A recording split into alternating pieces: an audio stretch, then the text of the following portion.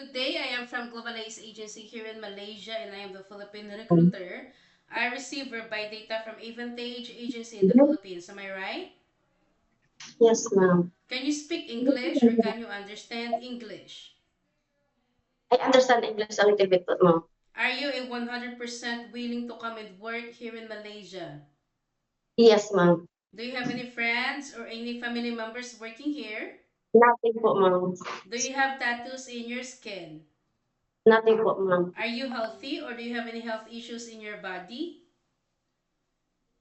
Yes, ma'am, I help you, ma'am. Sometimes I have allergy, even if I have wets or wets my body. Alright, so if you feel unwell or if you think that there is something inside your body, better stay in the Philippines so that you won't give us problem at the same time, okay? Okay. Our interview, this is recorded and it will be uploaded in our YouTube channel, but at the same time, your profile will be uploaded in our website. Do you agree? Yes, ma'am. Is this your first time working abroad? Extra po, ma'am. Why did you choose to come and work here in Malaysia? I chose Malaysia because of good salary po, ma'am. Good salary. And also the policy po, ma'am.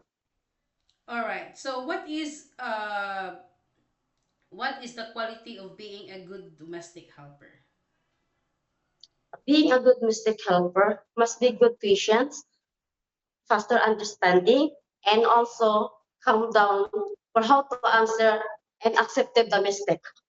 All right. Can you help me introduce yourself, please? My name is Charlie Trinadlor. I'm 38 years old. I have living partner. I have 3 kids. All right. I need to know some few more details from you. Is your live-in partner allowed you to come and work here in Malaysia? Yes, ma'am. How He's old? allowed, ma'am. Okay. How old is your live-in partner and what is his occupation? He's age 34 years old. He's working a carpenter. All right. When is your birthday? May 13, 1987. What is your height and your weight? My height is 5. My weight is 60. In centimeter? In centimeter? What is your height? Yes, 152. mm, yes, ma'am. What is your religion? 70 Adventist, SDA. All right. What about your educational background? My educational background is, High school graduate, elementary yes, ma'am. graduate. My high school graduate background po, ma'am. All right. You mentioned that you got three children, and it Yes, stated in ma'am. your profile that you got 15 years old twins and 11 years old, right? Yes, ma'am. Yes, ma'am. Yes, ma'am. Okay, so who will going to take care of your children later once you come to work here in Malaysia? My mother-in-law and also my husband, my live-in partner husband, ma'am. How many brother and sister do you have? I have 5 brothers and also 5 sisters. What is your rank in your family? Again po, ma'am, please. What is your rank? Are you the eldest, the second, the third? I'm fourth po, ma'am. My rank fourth. All right. So what about your parents? How old is your mother and your father and what is their occupation? About my parents, ma'am, I don't know the situation because I did not grow up with them. I grew up with my grandfather and my grandmother. All right. So according to your profile, it was stated that you have a working experience way back 2018 to 2025 in Kuwait, correct? Yes, ma'am. How many years you worked there? 8 years, ma'am. What month in 2018 and what month in 2025 you started your work there? 2018 to 2025 po, ma'am, I starting to work out there. What month in 2018? I 2000, February, February, ma'am, February. And I then in finished February. 2025? September. I finished September. September. So you worked there for 7 years over. 8 years po, ma'am. You work it started February 2018 to September 2025. So you worked there for 7 years and how many months? Okay. 7 years and 7 months to be exact, correct? Yes, ma'am. Yes, ma'am. All right. So Yes, ma'am. what is your job responsibilities inside the house?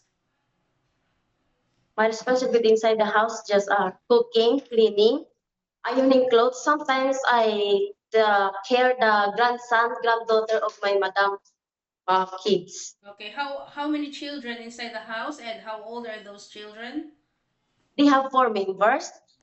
The third son, he's 34 years old. The youngest son, he's 24 years old. How old are those grandson that you take care? Sorry. His age, 6, and also the second, 2. So are you the only helper inside the house or do you have companion?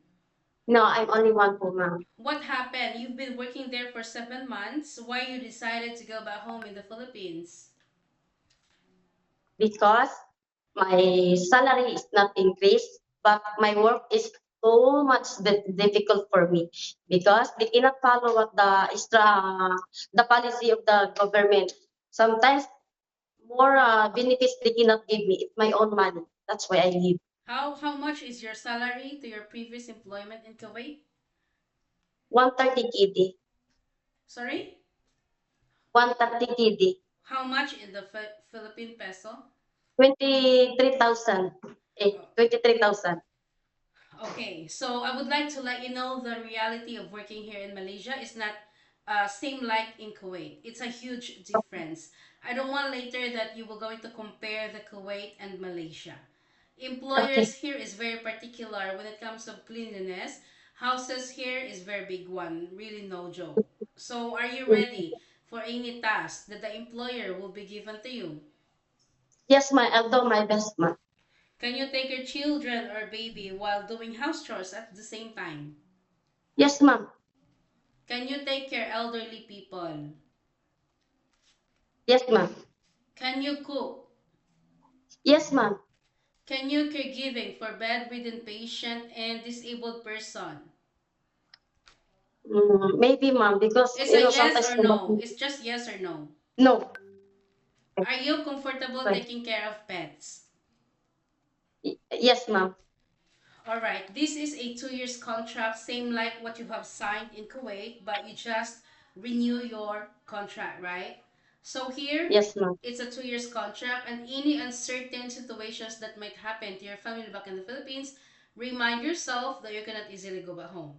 Terminating of contract, you know that there will be a consequences, which is you need to pay your employer, and at the same time the agency, as nobody forced you to come and work here in Malaysia, correct?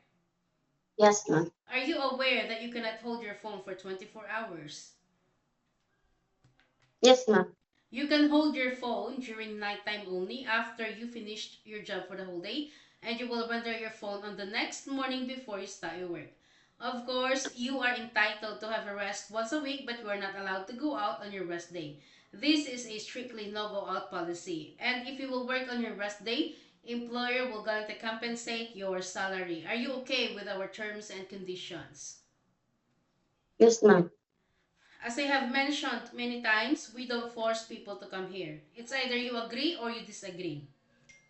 I If agree po. if you disagree, it's fine. Okay, you can stay in the Philippines. You have a lot of choices. You can also work other countries. All right. But if you I agree. agree, you can come work properly. Don't give us problem. Okay. Yes, ma'am. How do you usually handle your homesickness once it's attacked you? I handle my homesick just listen music, prayer, and must be work. All right. Remind yourself why you wanted to come and work abroad because you wanted to sustain your family's needs and you wanted to give a better future for your children also at the same time. In Philippines, you can do whatever you want. You can be the boss there, but here in Malaysia or in any other countries, no such a thing. We need to humble ourselves, follow the rules and regulations of the employer, and we need to respect the culture of the employer at the same time. Any problems, any concerns, inform your employer because you will be the one working inside the premises for 2 years, yeah? Yes, ma'am.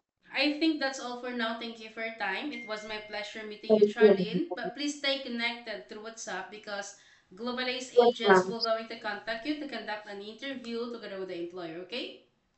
Thank you, Thank you ma'am. so much and have a good day. Bye. Thank you, ma'am.